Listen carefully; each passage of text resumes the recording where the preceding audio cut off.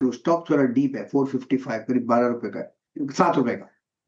Possible है कि 480 कल तक एक पॉसिबिलिटी है यहाँ तक जाने की, तो ध्यान देना चाहिए जेके टायर। जेके टायर खरीदारी करने के मौके। खैर ठीक है, अमित जी कह रहे हैं स्कॉट्स की बोटा, सालुंके साहब ने देवयानी इंटरनेशनल और गावत सर ने जेके टायर दिया। ये आज के इस समय के बढ़िया से कैश कॉल्स।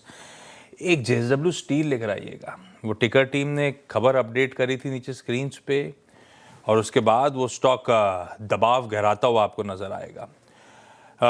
आज जेएसडब्ल्यू स्टील की एक प्रेस कॉन्फ्रेंस शेड्यूल्ड है 4 बजे। अपडेट ये थे कि ये अपना जेएफई के साथ जापान की एक जॉइंट वेंचर करेंगे, जिसमें जेएफई शायद 15,000 करोड़ रुपए के आसपास इन्फ्यूज करने की तैयारी कर रहा है, और जेएसडब्ल्यू स्टील अपना भूषण का बिजनेस उस जॉइंट वेंचर में ट्रांसफर कर रहा होगा। पेन तो तगड़ा आ गया एकदम से। चंदन, जेएसडब्ल्यू स्टील प्लीज देखिएगा चार्ट्स पे। बिल्कुल, देखिए जेएसडब्ल्यू स्टील की बात करें तो जेएसडब्ल्यू स्टील संभल नहीं पा रहा था। हालांकि पिछले कुछ महीनों में काफी अच्छा परफॉर्मेंस दिखा था, बट 2 महीने में करेक्टिव मूव देखने को मिल रहा है और वीकली चार्ट में थोड़े से लोअर टॉप लोअर बॉटम बन रहे हैं। हालांकि बाकी कुछ मेटल काउंटर होल्ड कर रहे हैं, बट यहाँ पे अब कहीं ना कहीं एक सरेंडर मूव देखने को मिल रहा है, क्योंकि 50 डेमा संभाल नहीं पा रहा है। तो 1150 इमीडिएट हर्डल का काम करेगा ऐसा लग रहा है। नीचे में 1080 तक के डाउन साइड यहाँ पे देखे जा सकते हैं। ये देखिए, यतिन जुड़े हुए हैं। यतिन, ये सुनने में तो ठीक लग रहा है यार कि सरदर्द वाला बिजनेस कंसर्न्स थे, उधर जा रहा है बिजनेस, उधर जापानीज वाले पैसा डालेंगे, मिलके काम चलाएंगे, तो फिर ये पेन क्यों आने लगा? देखिए, मेरे हिसाब से आशीष, पहले जो रिपोर्ट सजेस्ट कर रही थी और जो बाजार का एक्सपेक्टेशन था कि ये स्टेक सेल जो है वो जेएसडब्ल्यू करेगा जेएफई को। और जो पैसा आएगा वो शायद जेएसडब्ल्यू स्टील अपना लेवरेज कम करने के लिए यूज करेगा, एक बात। और दूसरा ये था कि भाई जो वैल्यूएशन था वो 50-60 हज़ार करोड़ रुपए तक का हो सकता है। ऑब्वियसली अगर हम इसको 50-50 जेवी की तरह देखें तो वैल्यूएशन एक तो लगभग 31,500 करोड़ रुपए के आसपास है, तो शायद मार्केट के एक्सपेक्टेशन से थोड़ा कम हो। दूसरा कि ये 50-50 जॉइंट वेंचर डील है जहां जेवी के अंदर जेएफई स्टील पैसा डालेंगे, तो कहीं ना कहीं एक्सपेक्टेशन था कि शायद ये जेवी फॉर्म में ना होता, ये शायद एक ट्रांसफर होता जेएसडब्ल्यू स्टील की वजह से, जहाँ उनको पैसा मिलता, उनकी बैलेंस शीट पे पैसा आता। तो इस तरीके का जो न्यूज़ रिपोर्टिंग था बाजार में, और स्टॉक भी जो है प्री पोजीशन था इस न्यूज़ के लिए, तो शायद ये sell on news profit taking वगैरह आई है बाजार में। लेकिन हाँ, जैसे कि आपने कहा 4 बजे आज प्रेस कॉन्फ्रेंस है, जहाँ डील का स्ट्रक्चर, ग्रोथ प्लान्स, किस तरीके से ये स्टेक सेल होगा, कैसा स्ट्रक्चर रहेगा, उसके बारे में ज़्यादा जानकारी मिल पाएगी। तो एक तो सीधे पैसा आने की जगह जेवी में पैसा आ रहा होगा, और शायद उसके वैल्यूएशंस को लेके कंसर्न्स। ठीक बात, इसीलिए जेएसडब्ल्यू स्टील का स्टॉक इस समय दबाव में आता हुआ। आज 4 बजे वो डील के पूरे कॉन्टोर सामने आ रहे होंगे, तो कल सुबह सीएनबीसी आवाज पे बाजार खुलने से पहले डिटेल में चर्चा हो जाएगी। यतिन से पूछ लिया क्योंकि दिख रहे थे, अदरवाइज इन्वाइट तो इसलिए करा था स्टूडियो में इनको क्योंकि सरकारी बैंक आज अच्छा खासा दबाव दिखा रहे हैं।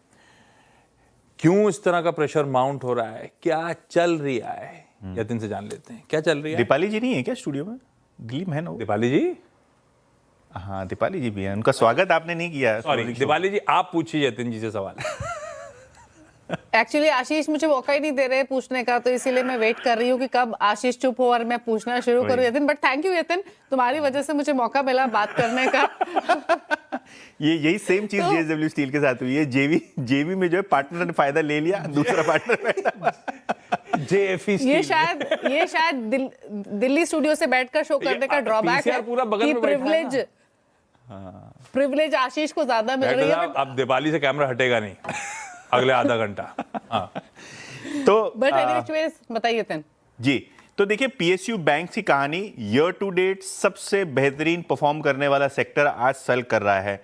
Year to date PSU banking index में 26% के रिटर्न आपको देखने को मिले हैं, और कहीं ना कहीं आज प्रॉफिट टेकिंग काफी एग्रेसिवली आपको देखने को मिल रही है पीएसयू बैंक्स में।